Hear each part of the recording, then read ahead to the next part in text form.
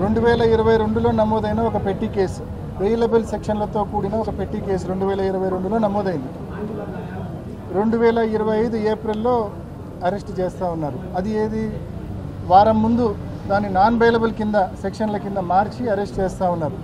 అంటే ఇక్కడే ఇది ఎంత లోపభూయిష్టమైన కేసో ప్రతి ఒక్కరికి కూడా అర్థమవుతూ ఉంది. దానికి తోడు ఆ కేసులో పిటిషనర్లు కంప్లైనెంట్లు ఎవరైతే ఉన్నారో వాళ్ళు సంవత్సరం క్రితమే కాంప్రమైజ్ పిటిషన్ కూడా కోర్టులో వేయడం జరిగింది. అంటే ఇది ఎంత లోపభూయిష్టంగా ఈ కేసు నమోదైందో, ఎంత అన్యాయమైన అరెస్టో ఇది ప్రతి ఒక్కరికి కూడా అర్థమవుతూ ఉంది. ముంబైలో ఆయన తన వ్యాపార పనుల్లో ఉంటే అక్కడికి పోయి అరెస్ట్ చేసేంత పెద్ద కేసు అయింది. మన పండగకు కూడా కడపకు వచ్చినాడు. అంటే నిజంగా ఇది ఒక కేసే కాదు, కాంప్రమైజ్ అయిన కేసు. దానికి ముంబైకి పోయి సాక్షాత్తు కొన్ని వేల రూపాయలు, లక్షల రూపాయలు ఖర్చు పెట్టుకొని, ప్రజల డబ్బు ఖర్చు పెట్టుకొని ముంబైకి పోయి అరెస్ట్ చేసుకొని రావాల్సిన పరిస్థితి. నిజంగా ప్రతి ఒక్కరు కూడా ఆలోచించాల.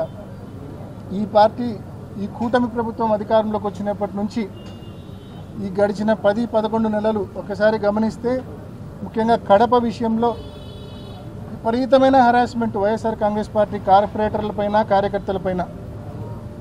అదిగో ఆ hotel YSR Congress party corporator నడుపుతూ ఉన్నాడు, కొంచెం ముందుకు వచ్చింది వెనక్కి కొట్టండి, వాటర్ ప్లాంట్ కొట్టండి, ఆఫీస్ కొట్టండి, విపరీతంగా డెమాలిషన్లు. ఒకే ఒక కారణం, అది వైఎస్ఆర్ కాంగ్రెస్ పార్టీ కార్యకర్తదో లేకుంటే కార్పొరేటర్కి సంబంధించిందో అని. ప్రతి డిడిఆర్సీ మీటింగ్, మామూలుగా డిస్ట్రిక్ట్ డెవలప్మెంట్ రివ్యూ కమిటీ మీటింగ్లు పీరియాడికల్గా జరుగుతూ ఉంటాయి. ఇప్పటికి ఒక 4-5 దఫాలు జరిగినాయి కడపలో. కలెక్టర్ అధ్యక్షతన, ఇన్ఛార్జ్ మంత్రి అధ్యక్షతన జరుగుతాయి. ఆ మీటింగుల్లో జనరల్గా ఈ జిల్లాకు రావాల్సిన అభివృద్ధి కార్యక్రమాల మీద, వాటి సమీక్ష మీద, వాటి మీద సమీక్ష చేస్తారు. కానీ ఈ జిల్లాలో మాత్రము ఈ కూటమి ప్రభుత్వంలో అభివృద్ధి కార్యక్రమాల మీద డిస్కషన్ ఉండదు. కేవలం డిడిఆర్సీలో పలానోళ్ళ బిల్డింగ్ కట్టాలా, పలానోళ్ళ వాటర్ ప్లాంట్ కొట్టాలా, పలానోని అరెస్ట్ చేయాలా అని చెప్పి నిర్ణయాలు తీసుకుంటారు. మళ్ళీ నెక్స్ట్ డిడిఆర్సీ మీటింగ్లో యాక్షన్ టేకెన్, కలెక్టరు, ఎస్పీ ఏం యాక్షన్ తీసుకున్నారు మీరు అని చెప్పి మళ్ళీ అజెండాలో ఫస్ట్ ఐటమ్, కొట్టినారా లేదా పలానోళ్ళ బిల్డింగ్, పలానోళ్ళ వాటర్ ప్లాంట్ కొట్టినారా లేదా, పలానోళ్ళ ఆఫీస్ కొట్టినారా లేదా, ఇది మళ్ళా నెక్స్ట్ డిడిఆర్సీలో అజెండాలో ఫస్ట్ ఐటమ్ యాక్షన్ టేకెన్. ఇంత నీచంగా, ఇంత అప్రజాస్వామికంగా ఈ ప్రభుత్వం నడుస్తూ ఉంది.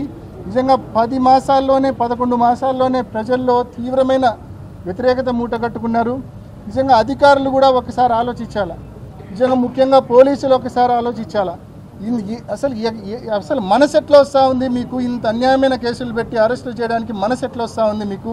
మీకు జీతాలు ఇచ్చేది ప్రజలు కట్టే పన్నుల ద్వారానా, లేకుంటే తెలుగుదేశం పార్టీ కార్యకర్తలు, తెలుగుదేశం పార్టీ ఆఫీసు మీకు జీతాలు ఇస్తూ ఉందా? ఒక్కసారి ప్రతి పోలీస్ అధికారి కూడా ఆలోచన చేయాల్సిన అవసరం ఉంది. ఇదే రకంగా పోతే, నిన్న జగన్మోహన్ రెడ్డి గారు గట్టిగా చెప్పారు, ఇదే రకంగా మీరు ముందుకు పోతే ఖచ్చితంగా రేపు అందరినీ చట్టం ముందు నిలబెడతాం, మీ అందరినీ కూడా న్యాయస్థానాల ముందు మీరు చేసిన తప్పులను ఎత్తి చూపుతాం, న్యాయస్థానాల ముందు మేము నిలబెడతామని చెప్పి కూడా ప్రతి అధికారిని కూడా మేము గట్టిగా మనవి చేస్తూ ఉన్నాం, గట్టిగా తెలియజేస్తూ ఉన్నాం. నిజంగా ఎంత కవ్వింపు చర్యలంటే, ఎంత రాక్షసానందం అంటే ఒకసారి మీరు ఆలోచించండి. అహ్మద్ బాషాను అరెస్ట్ చేసిన వెంటనే అంజద్ బాషా గారి ఆఫీసు, ఇల్లు పక్కనే పొట్టి శ్రీరాములు గారి సర్కిలు, అక్కడికి వచ్చి తెలుగుదేశం పార్టీ ఎమ్మెల్యే గారి ఆధ్వర్యంలో వాళ్ళ కార్యకర్తలు, నాయకులు అక్కడికి వచ్చి పటాకులు కాలుస్తారు, స్వీట్లు పంచుకుంటారు. ఇది రాక్షసానందం కాదా?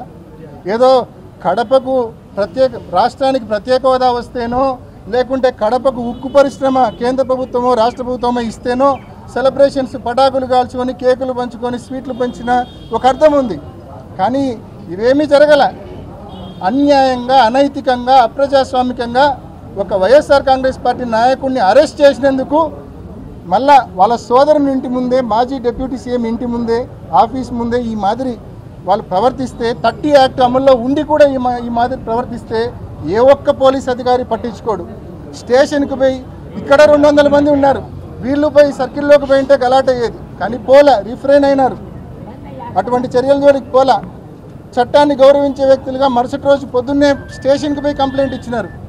కనీసం అక్నాలెడ్జ్మెంట్ ఇవ్వరు, స్టేషన్లో ఎఫ్ఐఆర్ కట్టరు, అక్నాలెడ్జ్మెంట్ ఇవ్వరు. అందుకే అడుగుతూ ఉన్నాం, పోలీసులకు జీతం ఇచ్చేది తెలుగుదేశం పార్టీ నాయకులు, తెలుగుదేశం పార్టీ ఆఫీస్ ఇస్తూ ఉందా, లేకుంటే ప్రజలు కట్టే పన్నుల ద్వారా ఇస్తూ ఉన్నారు? నిజంగా కామన్ పీపుల్ కూడా ఎవ్వరు స్టేషన్కు పోయినా కూడా CI busy, SI busy, constable busy. దేంట్లో బిజీ? వైఎస్ఆర్ కాంగ్రెస్ పార్టీ కార్యకర్తలను వేధించే విషయంలో బిజీ. తెలుగుదేశం పార్టీ నాయకుల అక్రమ వ్యాపారాలను కాపాడే విషయంలో బిజీ. ఇష్టం వచ్చినట్టు జూదం, ఇష్టం వచ్చినట్టు ప్రతి గ్రామంలో బెల్ట్ షాపులు. చంద్రబాబు నాయుడు గారు ఏదైనా సీరియస్గా చెప్పినాడంటే అది పక్కా దానికి ఆపోజిట్ ఉంటుంది. బెల్ట్ షాపులు పెడితే తోలు తీస్తా అన్నాడు ఆయన.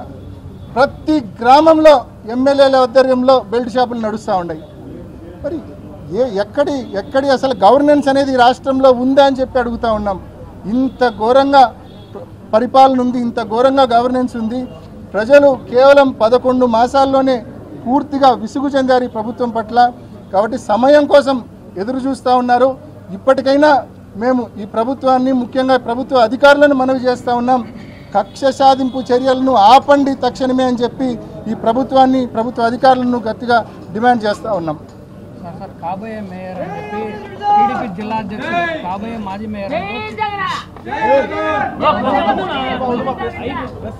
మాజీ మేయర్ అని టీడీపీ జిల్లా అధ్యక్షుడు శ్రీనివాస్ రెడ్డి చేసిన వ్యాఖ్యలపై మీ కామెంట్ ఏంటి? ఇందాక చెప్పినా కదా, ఏ లెవెల్లో వీళ్ళ హెరాస్మెంట్ ఉందంటే కడప ఎమ్మెల్యే కావచ్చు, ఆయన వాళ్ళ భర్త శ్రీనివాస్ రెడ్డి గారు కావచ్చు, ఏ లెవెల్లో వీళ్ళ హెరాస్మెంట్ ఉందంటే అధికారంలోకి వచ్చిన ఫస్ట్ 2 నెలల్లోనే మేయర్ ఇంటి మీదకి చెత్త వేపిస్తారు. బుద్ధుండే ఎవడైనా ఆ పని చేస్తారా? కడుపుకు అన్నం తినేవాళ్ళు ఎవరైనా ఆ పని చేస్తారా? నేను క్వశ్చన్ చేస్తా ఉన్నా. కడుపుకు అన్నం తినేవాడు ఎవడైనా ఆ పని చేస్తారా? మేయర్ ఇంటి మీదకి తిరుమలేష్ అనే వ్యక్తిని పెట్టి అతని ఆధ్వర్యంలో ఒక 100 మందిని రోజు కూలీ చొప్పున 500 రూపాయలు 1000 రూపాయలు కూలీ ఇచ్చి మేయర్ ఇంటి మీదకి పంపించి చెత్త వేపిస్తారు. అదేవిధంగా ఇవాళ మాజీ డిప్యూటీ సీఎం అంజద్ బాషా గారు తమ్ముణ్ణి అన్యాయంగా అక్రమంగా అరెస్టు చేసి రిమాండ్కు పంపిస్తారు. మళ్ళా అది సరిపోదన్నట్టుగా వీళ్ళ ఇంటి ముందుకే వచ్చి పటాకులు కాల్చి స్వీట్లు పంచుతారు. అంటే ఏ రకంగా వీళ్ళ ప్రవర్తన ఉందో, వీళ్ళ పరిస్థితి ఉందో ఖచ్చితంగా న్యాయస్థానం దృష్టికి ఇప్పటికే తీసుకెళ్ళాం. సురేష్ అన్న ఇప్పటికే న్యాయస్థానం దృష్టికి తీసుకెళ్ళాడు. ఖచ్చితంగా అంటే ఆయన రాజకీయ జీవితం ఏంటో, చరిత్ర ఏందో వాసు చెప్తేనో లేకుంటే ఎమ్మెల్యే చెప్తేనో తెలుసుకోవాల్సిన అవసరం ఈ జిల్లా ప్రజలకు లేదు.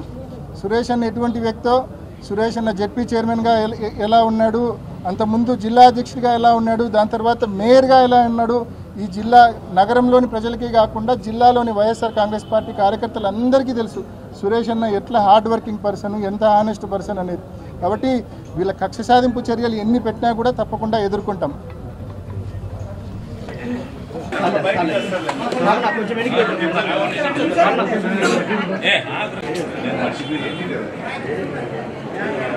సార్ నమస్తే సార్.